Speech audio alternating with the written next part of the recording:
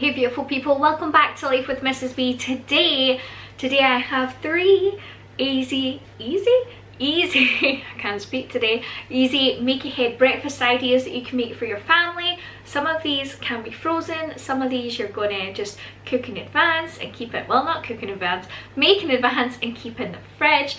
And they're very simple recipes. So the first recipe I have for you is waffles. I'm going to show you how to make waffles using the recipe that comes on the box. I'm going to show you how to freeze them and also how to reheat them. Then we are making some Black Forest Gâteau inspired overnight oats. And then last we are making a sausage, potato, egg and cheese breakfast to bake. So the waffles can be frozen or refrigerated, the overnight oats just in the fridge, and the casserole you're going to be able to keep that in the fridge for a couple of days or freeze it. The first thing we're going to be making is waffles. Ooh, that was noisy. So I am using this pancake mix. I get this from Costco. It is the Crusties. I don't know if that's how you say it.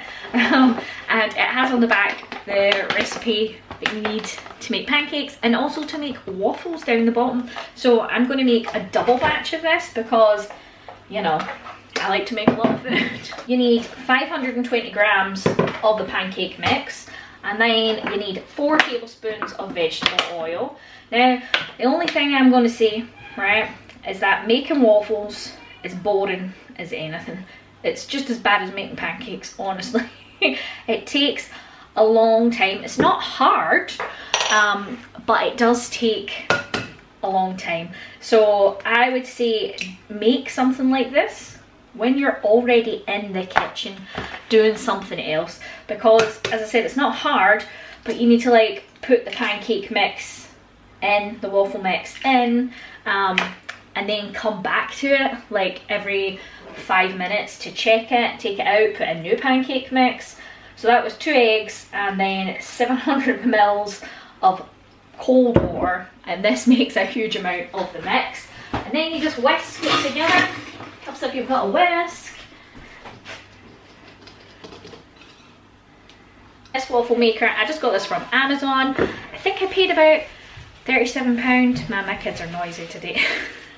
They are noisy. And you could just use like some spray, and then my one, I've only made waffles in this a couple of times, but my one, I think, can I remember, it likes about 3/4 of a cup of the waffle mix. So you just need to find what works for yours. There we go, in you go. And then that's it. I'll come back and check on it in like 5 minutes, that's it. Now that we have got all of the waffles made, and it made a lot of waffles, guys. Like it made these ones that's on this tray and then all these ones here. So that's a lot of waffles. We're going to flash freeze these. So all you want to do is pop them on a tray. I have got just a silicone liner. You could use baking paper, baking parchment, and we're going to freeze them like this. So if you don't know what flash freezing is, it's when we freeze things quickly and we separate them out. So if you were to put these in a bag like this, they're not super wet, but they may stick together when you freeze them, and then when you want to take them out, you're going to have to take the whole bag out, which isn't exactly what we want to do.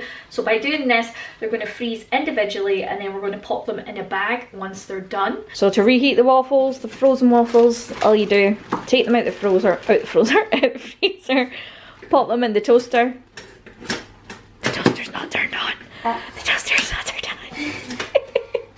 And boom. So for the overnight oats, we are going with a Black Forest Gâteau kind of take.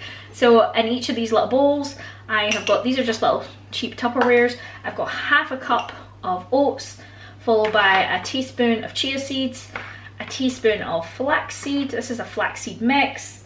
And then I'm using this organic cacao. I'm not sure if that's how you say it. But I'm going in with 2 teaspoons of that. And then I'm just going to give that a little mix. For our milk today, I am using a soy milk. You can use whatever you've got. Dairy milk, like cow's milk, or you could use oat milk, oat on oat. You could use almond milk, whatever you like and whatever you use. I'm just going to pour some milk in. I don't have an exact measurement. I just pour enough until all the mixture is covered, and then a little bit more because the oats will soak it up and the chia seeds will also soak it up. So most people will eat this cold, but you can eat this hot if you like. You could warm it up in the microwave. Thomas takes these to work with him and he normally just eats them cold, just takes them as is. You can play about with this and make loads of different flavors. Really, the world is your overnight oats oyster. I'm going to put some cherries in it, and then the fruit will defrost as it sits at least overnight. The fruit will defrost and soften up as well, and it'll be good.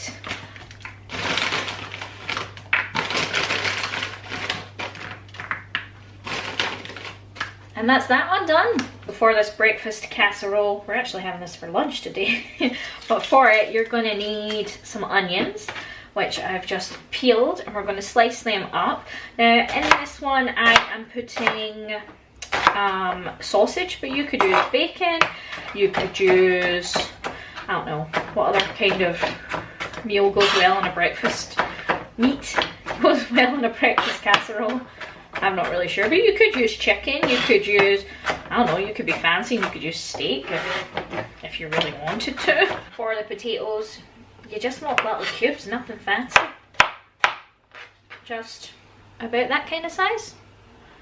And we're going to just, as I said, we're going to lightly boil them whilst the sausage and the onion is cooking. So this one does take a bit of time in advance to prep, but it does make a lot of food, so you know, swings and roundabouts. Now we're going to take the sausages out their skins. If you can just get plain sausage meat, then that's easier for this.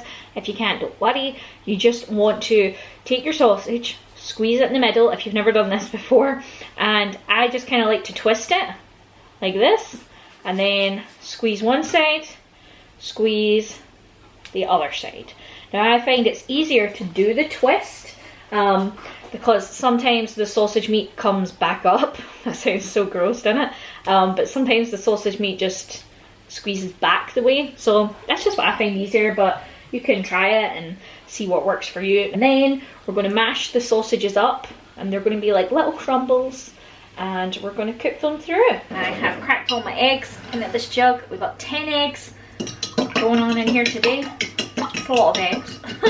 And then we're going to add in a cup of milk. You could use, I've seen some people when they make things like this, they do cream. I'm not sure. I think maybe that would be too decadent, but I don't know. You do you. My sausage is almost finished browning. It's been, I feel like I've been waiting forever for it. See, because it was actually a really cheap sausage, and the sausage inside is just like paste. Like, it's not really browning the way I would hope, the way I normally brown sausage, but that's fine. Also, if you didn't want to do what I did, you could cook your sausages in the oven first, and then just cut them up into little pieces. Same with your bacon, cook your bacon up and then just cut them up, whatever you want. So we're going to go in with salt and pepper. Now, eggs can take a lot of seasoning, as can the potatoes that we're going to be using, so don't be shy when it comes to salt and pepper. Don't worry about it. Well, do worry about it, don't put in too much. And then some garlic. And then we're going to layer everything up in this dish I have over here. This dish is, I think it's a 12 by 9, maybe a 12 by 8. I'm not sure. And that is inches, in case you were wondering. So that is this dish here, and this is just a glass Pyrex dish. I've just greased this dish just lightly because I don't really want the eggs to stick to it. And then in with the sausage. And then for cheese, I have this frozen mozzarella. So that's what we're going in with. We're going to use frozen mozzarella. And it'll be fine, but you could use whatever you have. You could use not frozen mozzarella, you could use cheddar, you could use a spicy cheese, whatever you like. And then we're just going to pour on the egg and milk mixture. So if you were going to make this ahead and like serve it tomorrow, then like if it was Christmas or something, you would just put it in the fridge like this, and then tomorrow you would choke to my words there, tomorrow you would take it out and let it sit for a little bit, and then because you don't want to put your glass dish straight into the oven cold because it'll just explode. So let it sit for a little bit and then put it in the oven. So you could do that the night before, if you have friends come around, maybe not in this current climate, but if you have friends come around or whatever, and this would make a really nice breakfast. So into the oven it's going to go. It's going to take about 30-40 minutes. So, and I'm just putting this in at 200. I do most things at 200. Here's how the breakfast casserole looks once it is all cooked. It looks delicious. So you can see all the potatoes at the bottom, which are nice and soft now, and the sausage, the eggs just kind of all mixed through it, and the cheese. You can see this bit here. It's like the gooey cheese, and that's how it looks. So once cooked, you could keep this in the fridge for a couple of days, or you could wrap it up. You could either do like a whole pan of it and put it in the freezer, maybe use some disposable ones. I actually reuse those ones, but you know, you could use them, or you could cut it into pieces and freeze it that way. Then to reheat, if you've just kept it in the fridge, just pop it in the microwave, and if you've kept it in the freezer, I would defrost it and then reheat. If it's single portions, just reheat it in the microwave, and that's it.